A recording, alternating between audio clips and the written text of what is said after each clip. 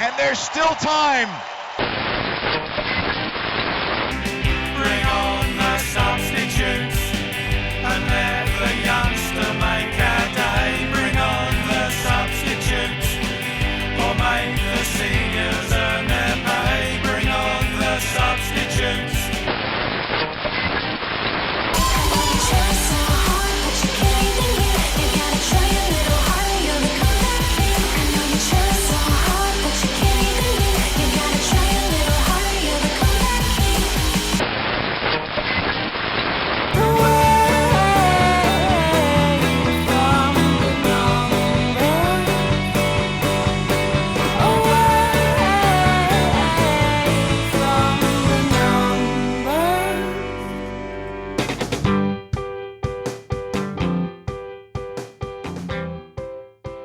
Hello and welcome to episode 60 of There's Still Time, the AFTN podcast.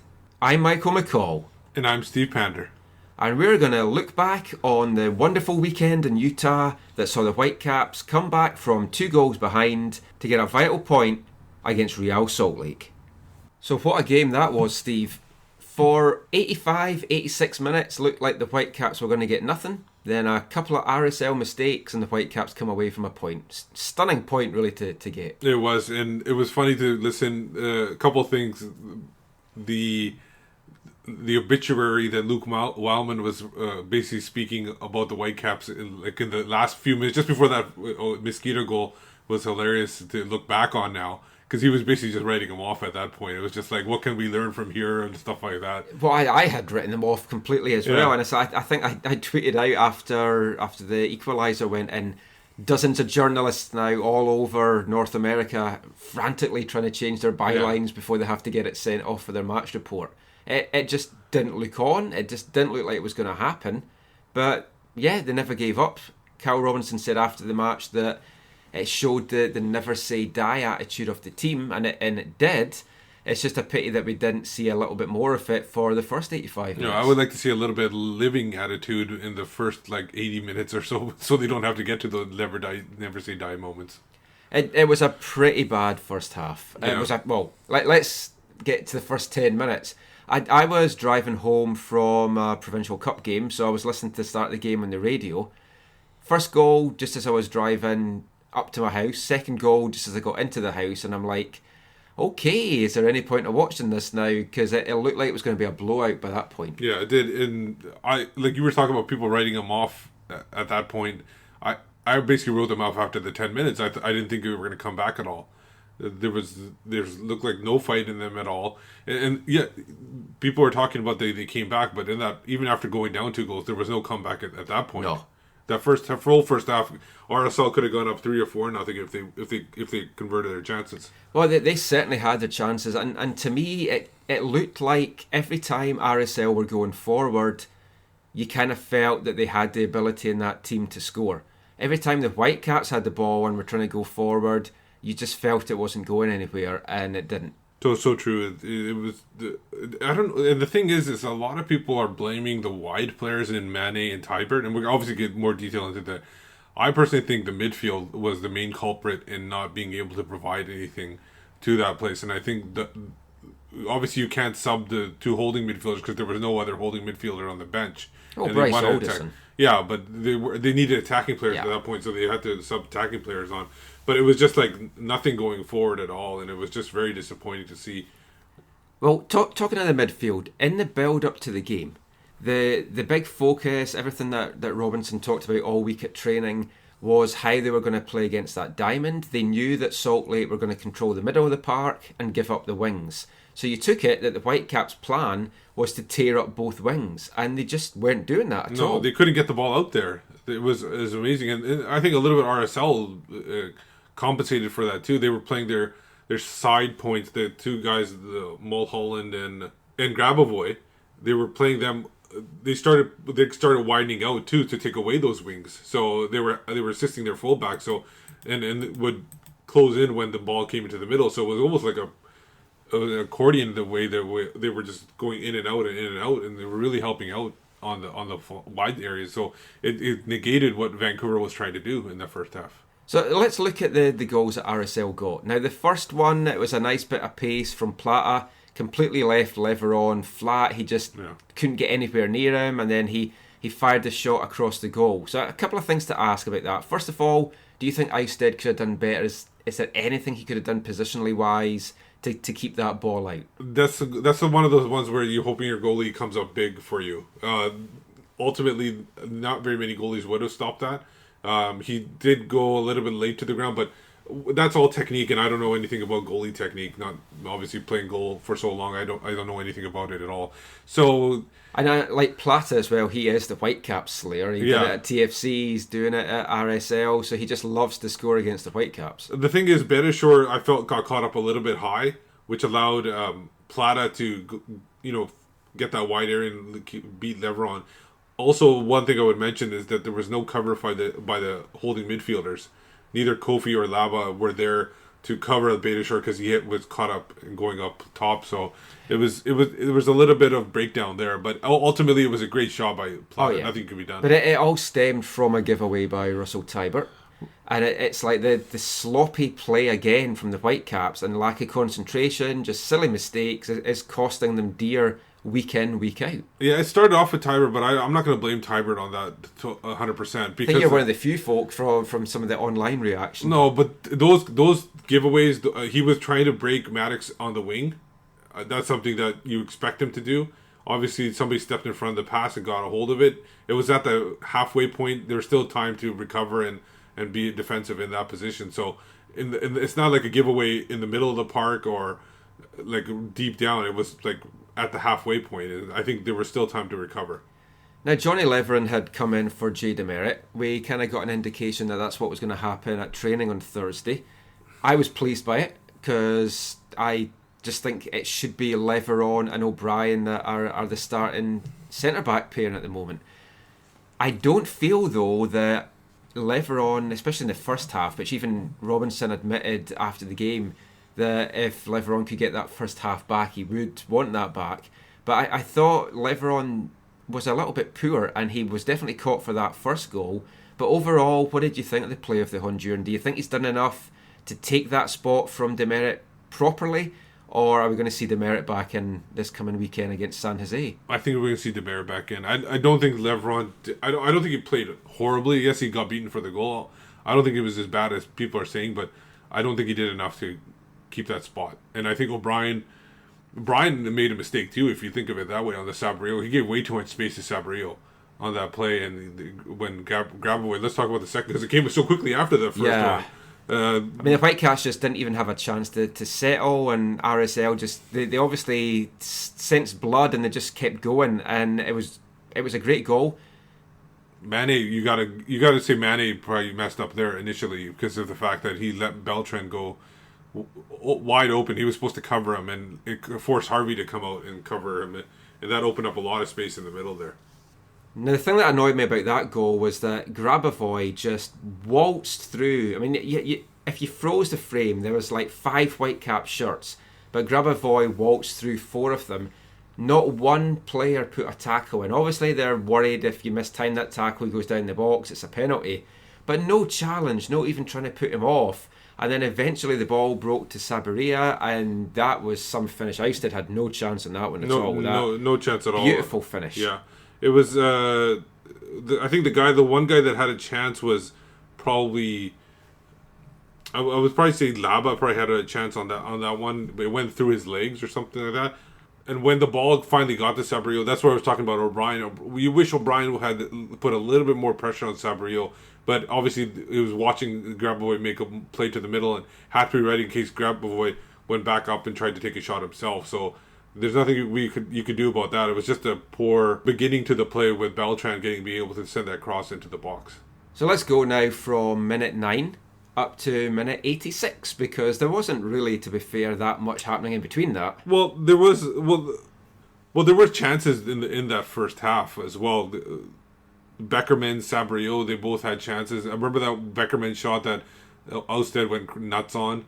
Almost lost it and almost pulled a Jimmy Nielsen on lost his nut, and then the only Whitecaps chance that they even came close to creating a chance was when Tiber sent in the shot crossed into Harvey, and Harvey just about got under it and put it in, but it sent it over the bar. But at least he got up there, which is what we thought was going to be one of the keys prior to the game, was like attacking up that left wing, and we hadn't really seen it, but at least Harvey at least got in that position. But starting the second half, they clearly got off on the better foot. I think it wasn't. They still weren't creating that many chances, but they were at least into the game. They were in the ascendancy. They were Yeah. enjoying possession, but once again, they weren't doing anything with it. And there was an interesting debate on the team post-game show where Pete Shad and Davey Norman felt that from half-time, it was a different Whitecaps team. They looked really good. They looked like they were promising. They looked like they were going to score. And Jason DeVos was basically saying that he didn't feel that, and it was only late in the game that he felt that the Whitecaps were going to do something. And I actually agree with DeVos on that, because for all the possession that the Whitecaps had, the changes that they made just past the hour mark and that kind of 6-7 minute spell, they still didn't actually look like they were going to trouble Salt Lake, and Salt Lake looked really comfortable. Well, I agree with Davey and Pete that they would look like a different team and they looked better on the ball and everything, but I agree with Jason in the fact that they didn't look dangerous to score at all until that late part. But I do agree that because how horrible they played in that first half, it was almost like a night and day kind of thing for the second half. So because they just put more effort into the game at that point. And Robinson talked after the game that he thought about the substitutions long and hard, because he said he felt that a goal was coming. I don't know how he felt that, because up until those substitutions, it did not feel to me like any goal was coming. Then he made the 3 quick subs. First of all, bringing on Hurtado, and then Fernandez, and then later on bringing on Mosqueda just a few minutes later. And impact subs once again. Well, and impact at the end of the game, but Yeah. during that period, that 25 minutes after the subs were made, they really didn't do much either. It wasn't No. a drastic upgrade or anything like that. And that's actually, I'm going to be writing an article, we're recording this on Monday, I'm writing an article for Soccerly today about that very fact. There was a lot of quotes after the game talking about how the substitutions changed the game, etc, etc. Technically they did, because it was 2 subs that scored, but at the same time, technically they didn't, because it was RSL errors that were pounced upon, Yeah. and up until those errors, they hadn't done anything to get the Whitecaps back into it. I totally agree with you there, and the fact that the RSL had that glorious chance in the 80th minute to go up 3-0. Oh, and it's Savario's like header. the fingertips of Ousted. Yeah. Who would have thought that just the slightest of touches would have had such a dramatic change of events for the whole game? And if it wasn't for the spin of the ball, like Nat Borchers just basically had to Atiba Harris the ball into the net, where it just like guided in with any part of his body. And it would have been a 3-0 Yeah, win. off the bar, off the post. And it just spun. It spun out of the way, so that way Winger had Borchers had no chance to get it, or else it would have been 3-0. That saved him. And then in the 86th minute, it all started to change, and it was a mistake. I mean, I think you guys on the pre-game podcast had talked up Nick Romando so much that he was bound to make an error, and he did. Yeah, it was a poor delivery of a free kick by Mosqueda into the box. It was headed out weakly too as well, and then Maddox picked up the ball. The thing is, Maddox went wide, took that hard shot, but what was most interesting, and a lot of people aren't playing this up, is Mosqueda, as soon as the ball was recovered by Maddox, he made a straight line to the net. He was pointing where he wanted it as well. He made a straight line. He completely caught every RSL defender off guard. Nobody was even paying attention to him at all. Yes, he was a bit offside, but you were saying the second phase of play might have been. For me, I think it was second phase, because Romando clearly had possession. Yeah, he had it and then he fumbled it, so I feel it was okay. So I mean, I'm fine. And no RSL player at all complained about the offside. Nobody had their hand up or anything like that. But that's something that the Whitecaps, none of their players seem to do, where they make a run. I was mentioning earlier, like before the goals came, that there were a couple of crosses where the ball missed the guy that was in the middle of the pitch, middle of the box, and went to the far post. But Maddox hadn't made a run into the box where he could have easily like put some pressure or even maybe got a shot on the net. So it seems like players still aren't making their runs into the box when the crosses are coming on, the near post, the middle, and the far post. It doesn't seem to happen regularly. But Mosqueda here went into the thing. Well, obviously hoping something came up. It did. Raimondo fumbled it, and he was able to flick it in with almost his side heel or back heel. Yeah, I said in my match report that he had the easy job of just putting it into the net. But then when I watched it again, I thought, I haven't actually done him justice, because that finish was fantastic. Yeah. He did well to kind of flick it the way he did. Kind of showed his skill. I mean, because he could have hit it straight down. It might have hit Raimondo again in the legs or something like that. He actually guided it to the far area where there was completely empty net. Yeah, and it got the Caps back in the game. I still didn't think we were going to get a point out of it by that stage, and even like deep into the closing seconds of the game, you still didn't think it was going to happen. And then Beitashour with a fantastic tackle to take the ball away from Saborio, who, if I was an RSL fan or coach, I'd be going mad with Saboria after the game. He had so many options to get rid of that ball. He had Grabavoy on the right. If he passed out to Grabavoy, game over. We were talking about that. It's done. And then he just lost control of it. And I put a lot of fault on Saboria as well. It's a phrase which I thought people would know over here, but you weren't really sure when we were talking about it. To me, he shat out of that tackle. And what that means is he bottled it.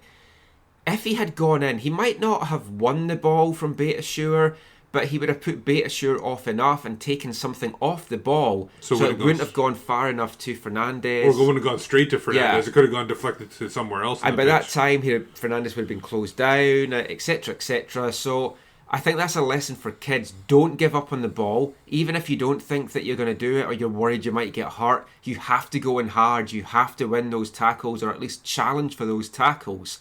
But the ball came to Fernandez, and wow, what a strike. Yeah, a fantastic strike. He kind of swerved, dipped and swerved. The commentators were talking about that maybe Raimondo was screened or something like that. Even if he was, the ball was, I think he could have gotten to it. We've seen Nick Raimondo make those saves before. So, and then it was funny that... we had Marius Rove to tweet you. I think they tweeted you that said that I told you that if you get the ball to the corners or the down low, Raimondo can't get to the ball. So it's funny that way.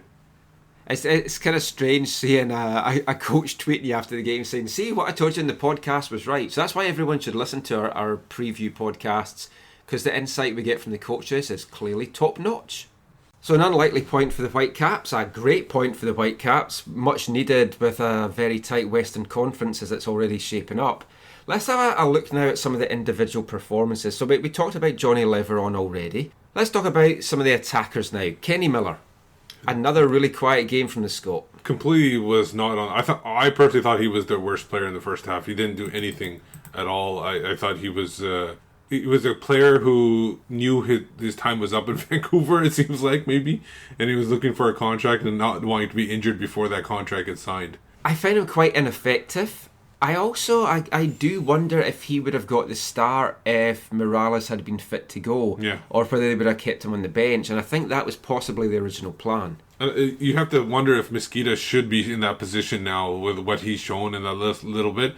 I thought he was good on the ball and everything in his time when he did come on. Well, I was really surprised. Like when we found out that Morales hadn't travelled and wasn't in the starting lineup, what really surprised me was that they hadn't slotted Mosqueda in his place, and I thought it was a natural switch. I think they would have. I think they were worried because Kakuta has shown enough to be a starter, and I don't think they wanted some veteran presence up top.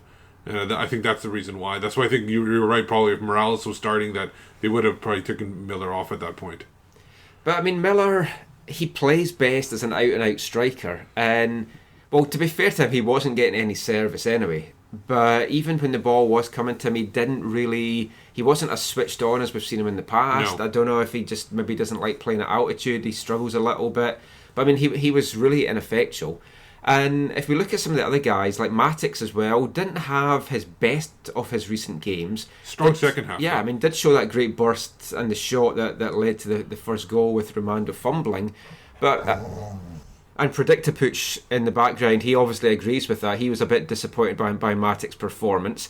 And I think that little grumble from Predictapuch, if you picked it up there, he was just upset that his prediction was wrong because of Nick Raimondo. Well, he's very bitter right now, I think he's like. But then Kikuta Mane, we've mentioned him a couple of times, and I don't know. I still don't know if he has what we need as a starter. You gotta say the ball. They didn't get the ball to him at all. And I think like we talked about earlier. RSL, I think, saw Manny on the pitch. They knew what he was all about, and I think they really tried to get him off his game. And they. Well, really, also a lot of people are saying that Manny's best position, and like his previous coaches have said that, Paul Dalglish and others, is his best position is when he's playing as an out-and-out striker. Somewhere in the middle of the pitch, yeah. And Hurtado as well actually does better when he's playing as an out-and-out striker. Yeah. But we're using these guys on the wing, and I think it's kind of affecting their game a bit. Yeah, I think they need to go 4-4-2 where they have two strikers up top in order to get the best out of these guys. The 4-2-3-1 works, but it just in certain situations, but not to start off a game maybe. And I think they were just maybe a little bit intimidated with the fact that RSL plays the 4-4-2 so well that they didn't want to take their chances with that. But let's go to next player I think we should talk about is the two holding midfielders, Laba and Kofi. I thought first half they were disappointing as well because you want some service, some build up to the attack from the middle of the field. I know they didn't want to go through the middle of the field, but those two guys they weren't able to spray the ball wide, and I think that was a big detriment to them. I think even the second half they didn't do too much, but they were able to at least win the ball more. Like Kofi, I thought did really well in the second half in winning the ball and getting the ball out up the field quicker. I thought Kofi had a good game, and I do think he has. I mean, the first couple of games when he came in, I was critical that he hadn't shown enough, he hadn't done enough to keep that starting spot. And Robinson said after the game that Martin Pert had been speaking to him the day before, speaking to Kofi, and saying to him that there's no point Kofi having a couple of good games and then falling off, which is his fault and what he did all last season. Had a couple of good games, then fell out of it. He needs to be on game after game after game with the competition that there is in the squad, and Kofi seems to have taken that on board. And I'm happy to go with a Kofi and Laba defensive shield in the 4-2-3-1. And obviously that means there's no room back for Rio Coker, but we'll come to that in a sec. But I think Kofi has done enough to keep in the starting spot. My only problem with the two-man shield is it neuters Laba quite a bit. And Laba doesn't play as well whenever he's got a two-man shield. Yeah, he does definitely play better when he is that one. Yeah. And I think we're going to see more of that on the road. I think we're going to see the 4-2-3-1. And I think Carl's probably going to go either 4-4-2 diamond, maybe even 4-3-3 or 4-1 whatever. 4-1-4-1, 4-1-3-2, whatever he wants to go with at home games. I think he's maybe going to do that and leave Laba to have that single role, and then if it works really well at home he might end up trying it for away games. But I do think Kofi's going to keep in the team. So let's talk about Rio Coker now. He was sick. I'm not sure if he's just sick of being in Vancouver or if he's sick. So do you think he's going to come back in the team, or do you think he's going to go? Well, I think we answered that a little bit in the preview podcast. I at this point, and things obviously are very fluid right now, I don't think he plays again for the Whitecaps. You have to question that a little bit. There's a reserve game on Tuesday against Victoria Highlanders, so we might see him playing in that. Well, if he's too sick, then I don't know if he's going to be able to play that. There is a bit of a flu going around too, so I don't know how much that's true. But a lot of these players are able to play through the flu usually. True. So we talked earlier about the substitutions or the guys that came on as subs being the difference makers in the end. And what's been disappointing is the Whitecaps got off to a slow start again. And once again, they had to come from behind to salvage the point for the second week running, just like they did against LA. Now, Steve, you've got some thoughts on the whole delivery of the message. Yeah, it's just there's a quick point. Is you have to wonder, is it the delivery of the message by the coaches? Are they getting through to the players, or are the players just not getting it? Because it seems like every game, or majority of games, that the players are not starting out the game, even sometimes at home too. They're not starting out right. They're letting the other team dictate the play, and it just seems to be maybe they need to substitute earlier in the game, even in the first half. If Robinson can see that these guys aren't getting it, just get the players off and get somebody else on there right away. Yeah, far too often the Whitecaps have been at a second half team, and it's great to show that resilience and that fight back, and it's everything that's said about it and the character of the team, all that's great, but they cannot afford to go down to those early goals, and especially when it's due to mistakes and switching off and everything like that. So it's something they have to work upon. I don't know how they can change it overnight, but yeah, is it Robinson's first half message is wrong? or is it the players that's not delivering? We're not going to know for certain. I do kind of feel it's the latter though, and that for whatever reason, the players that are on the pitch are not performing. And if that's the case, then Robinson's not going to be afraid to make changes. And I mean, he's given himself a selection headache for the game against San Jose on Saturday, which we won't go into too much just now. We'll leave that for your preview podcast. But there's a lot of people in contention, and the reserve game that we mentioned that is coming up against Victoria on Tuesday is going to be another chance for some of these guys to show that they merit a start. And when these guys come in, if they can become a 90-minute team and not just a 45-minute team, then these could be the guys that we see taking the Whitecaps through for the rest of the season.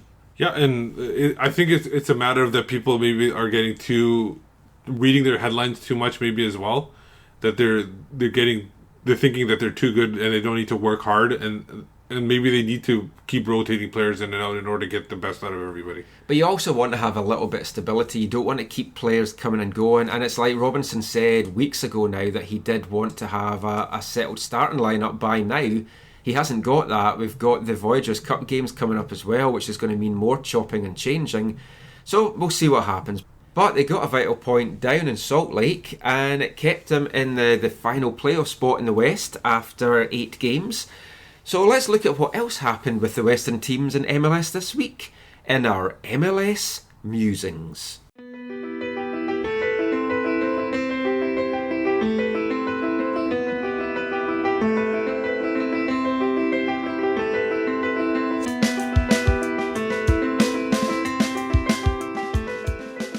So we haven't done the musings for a couple of weeks, and we're just going to look at the games that affected Western Conference teams this week. So the Saturday afternoon kicked off with very comprehensive win for Seattle against Colorado. A little bit of revenge for last year when they lost 5-1 in Colorado. And it was good from a Whitecaps point of view because it kept Colorado to within 1 point of the Whitecaps in the standings. And I do think it's still going to be a battle between the Whitecaps, Colorado, and who knows who's going to come from behind us now for that last playoff spot. Who's going to drop back? Because I still think FC Dallas has the ability to drop back a little bit. I don't know. We'll come to them. We talk about this every year. And they seem to be imploding.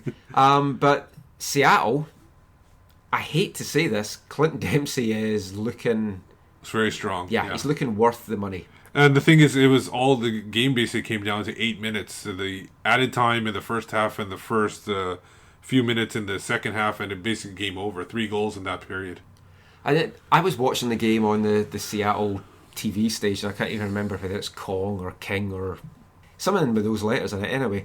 And they were just going on. It was like a Dempsey love fest. It was like, oh, Dempsey's contributed to this amount of goals so far for the Sounders this season. He's scored this many, blah, blah, blah. And I'm like, yeah. And then he has another fantastic performance.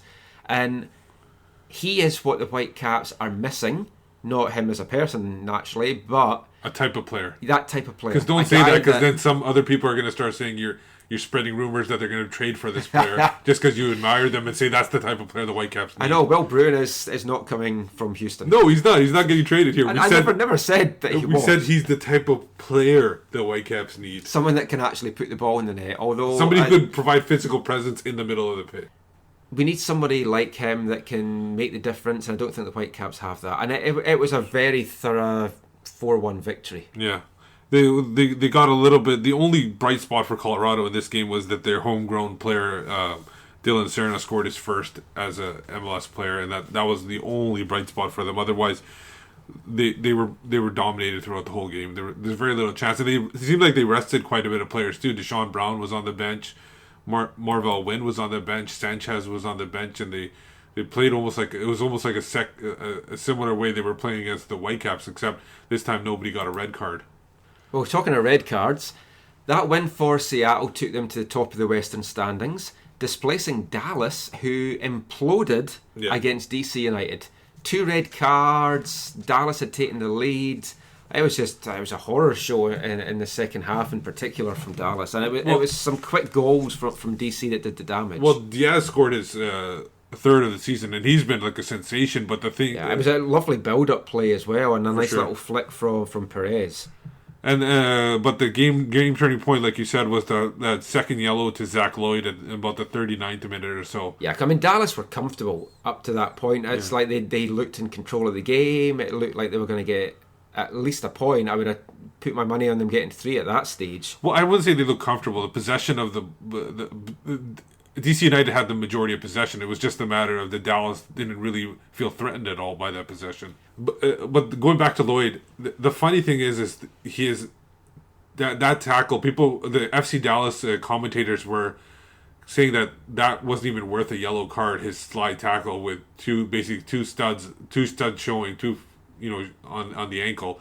I think based on what referees have done, and MLS referees have done in the past, that could have been a straight red. It just happened to be he was on a yellow before. He did jump in. I'm just saying, I'm not agreeing with it, but a bit soft. The first yellow was a lazy play that I can't stand when soccer players do that, because they're basically just giving up on the play instead of running out and trying to get in front of the attacker. But that, like, based on what MLS referees have done, that's usually a straight red from what we've seen in the past.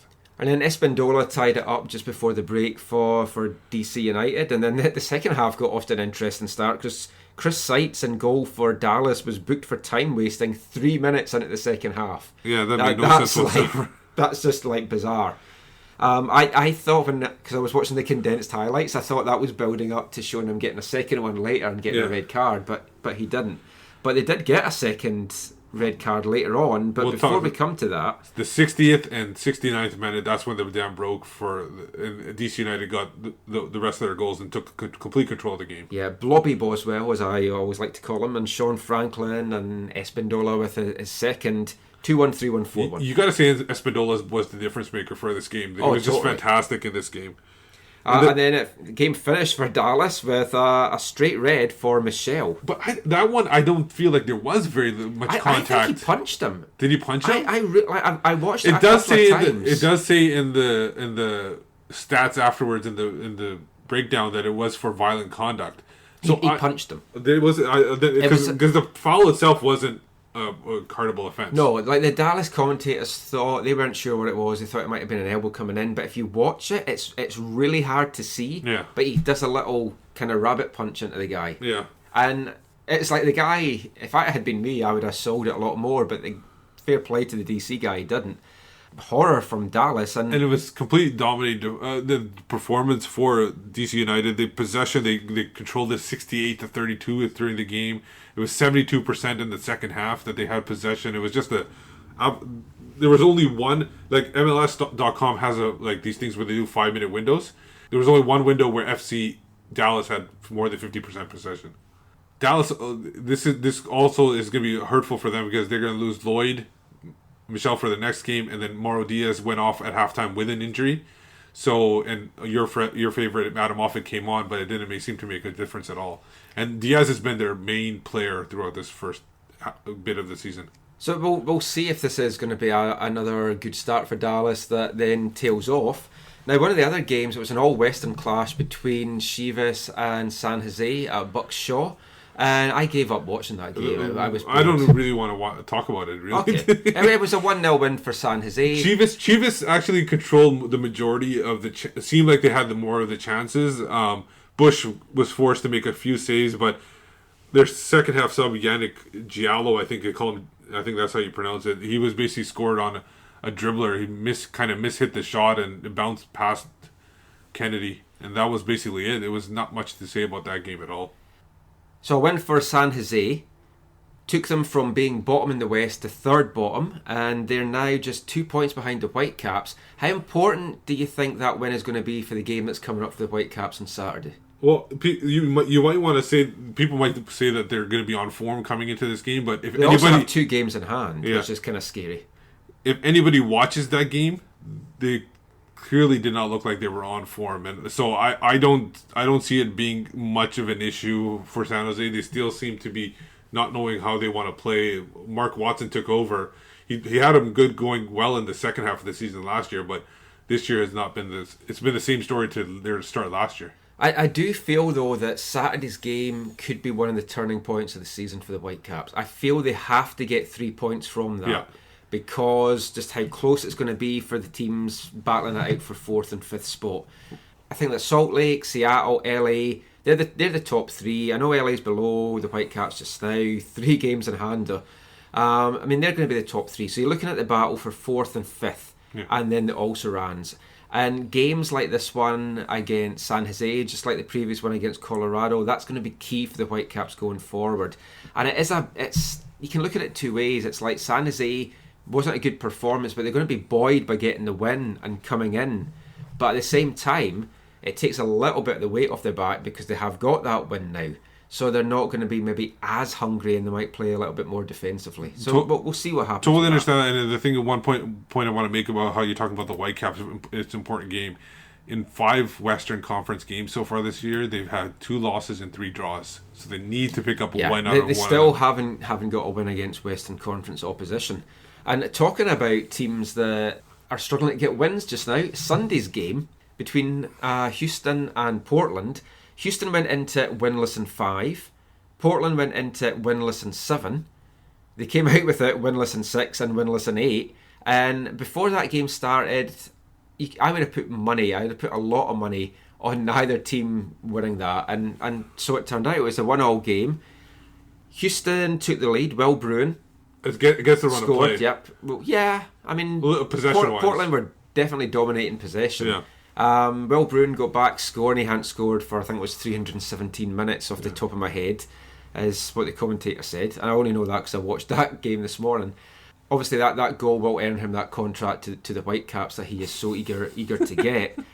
Then there was a nice goal from Fernandez. It's like Fernandez is scoring goals this week, so that brought Portland level. But then after that, Portland in the second half just seemed content. They died down. Oh, they just sat back and they were like soaking up the pressure. They were defending deeper and deeper and deeper. And yeah, Houston pinned them back, but they couldn't get that breakthrough. There was only one chance of Bruin. Bruin had this chance in about the 70th minute or so, and Ricketts came up big to one of his stops he made last year. He made it this year. That basically preserved the tie for Portland. Otherwise, Portland had a very good chance of losing a game on the road. So Portland's still winless altogether, and the only other team in MLS without a win is Chicago Fire under Frank Yallop. Whitecaps dodging a bullet there by not bringing Frank. Like So that was all the action from the Western Conference teams in MLS this weekend, and that concludes this week's MLS Musings.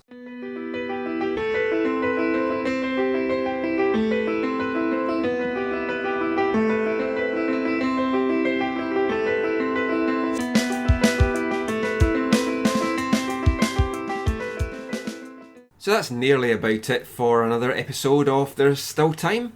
But before we wrap up, just got a couple of things we want to go over. First thing we have to mention is this Saturday at BC Place, Whitecaps take on San Jose Earthquakes, and it's going to be the launch of the Whitecaps Ring of Honour.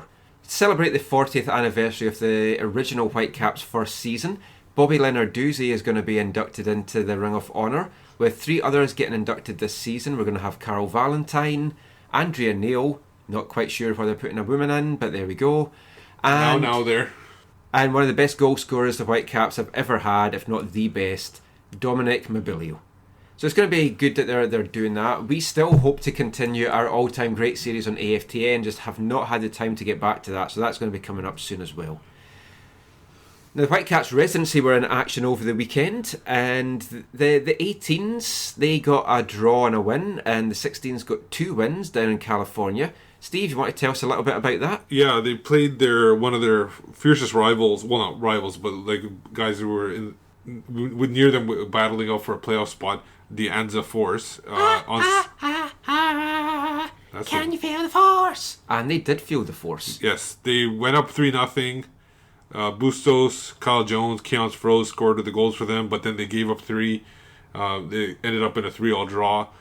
The U16s played, and they were down 2-0, and then down a man. And then afterward, they were down a man. They scored 3 goals, and they actually won the game. And goals scored there by Caden Chung, Dario Zanetta, and Taryn Campbell. 16s are definitely coming on to a game at the moment. Yeah, the Sunday was... I wish I was down there for that one, because that was absolutely a fun fest. Yeah. They played Santa Cruz, which a lot of people who were... Well, not a lot. About 5 of us that were there in their first year that we sang the Christmas songs for Santa Cruz. They beat them 8-0. Yep. Matthew Chow with a hat trick, Mason James with a hat trick, Mitch Perot and Darius Zanetta with singles. The U16s beat them as well, 7-2. Aymar with 2 goals, Cole Morokovic with 2 goals, Baldissimo, Izzet, and Gardner finishing up the scoring. So they basically outscored their opponents 21-7, came back with 10 of 12 points. And the game against the Ans in particular, it was good that the Whitecaps didn't lose that. Both the 18s and the 16s are in the playoff mix, so they're definitely both going to postseason this year. Looks like Seattle is going to actually win both the 18 and the 16 conferences, but the Whitecaps are going to be there. Not as high as they've been ranked in recent years, but that maybe is going to take a little bit of the target off their back. Well, also the thing you have to remember is that this 18s at least were missing a lot of their players during the World Cup. It hurt them, and they dropped a few games there. And then the U16s were weakened too because they were moving some of their better players up to the U18s. And so overall, I think while they aren't the top of the conference, they're a pretty strong team overall. And the PDL season kicks off this coming weekend on Sunday in Victoria, a game at 2 o'clock. If you're on the island, try and get along to that. If you fancy a nice trip to the island, head over for that as well. So good luck to the 23s when they kick off. Also this weekend is going to be the semi-finals of the BC Provincial Cup. In the A Cup, it's an all VMSL Final 4, so there's going to be a couple of cracking games. At the point of recording this, we don't actually have whether the games are going to clash with the Whitecaps game on Saturday or not. Hoping at least one of them, if not both of them, are going to be the Friday and the Sunday. But check the BC Soccer website anyway. So if the times work out, try and get along to those games. Also the semi-finals in the B Cup, Under-21, Masters and the Women's as well. If you want to catch up with the weekend's action, check out AFTN. We've got video and reports from a number of the games over the weekend. Some cracking goals as well, so check that out. So that's it for episode 60 of There's Still Time. This is our Diamond Anniversary edition. We hope you've enjoyed it. Hope you thought it was a gem. They never thought we would make it past 50. I didn't think we'd make it past 5, really, but there we go. So we're still going strong. We'll be back at the weekend with our pre-game show. Watch out for Steve and the rest of the AFTN crew for that. So Steve, just let everyone know where they can find you online. You can find me on Twitter at WhitecapsBeat. You can find me on Twitter at AFTN Canada. Watch out for all our stuff on AFTN on Canadian Soccer News, aftn.ca.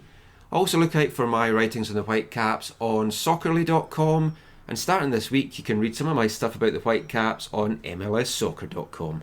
So until next time, thanks for listening, and mon the Caps! One day I shall come back. Yes, I shall come back.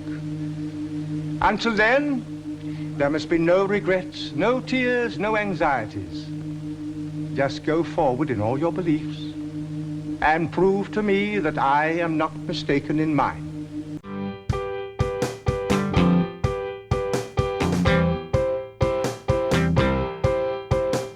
10 minutes left.